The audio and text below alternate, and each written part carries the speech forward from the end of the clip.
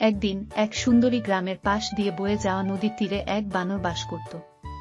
তার নাম ছিল মণি। মণি খুব দুষ্ট ছিল এবং সারাদিন গাছ থেকে গাছে লাফিয়ে বেড়াত।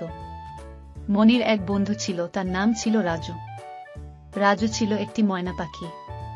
মণি ও রাজু একসাথে অনেক মজা করত। তারা নদীর ধারে বসে গল্প করত, গাছ থেকে ফল পেড়ে খেত এবং পানিতে ছপছপ করত।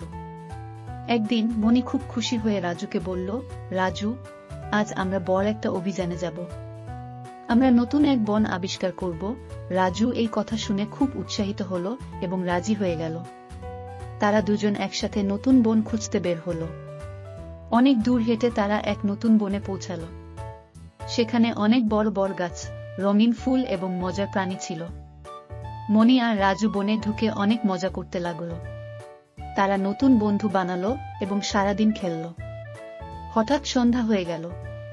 মণি ও রাজু ভাবল যে তাদের এখন বাড়ি ফিরে যাওয়া উচিত, কিন্তু তারা যে পথ দিয়ে এসেছিল সেই পথ ভুলে গেল।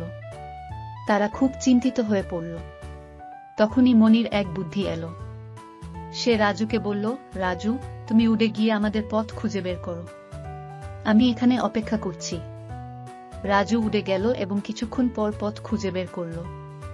তারা দুজন আবার একসাথে বাড়ি ফিরে এলো। মণি ও রাজু খুব খুশি হল যে তারা নতুন বন আবিষ্কার করেছে এবং নতুন বন্ধু বানিয়েছে। সেই দিন থেকে মণি ও রাজু আরও সাহসী হয়ে উঠল এবং নতুন নতুন জায়গা খুঁজে বের করতে শুরু করল। তাদের বন্ধুত্ব আরও মজবুত হল এবং তারা সুখে শান্তিতে দিন কাটাতে লাগল।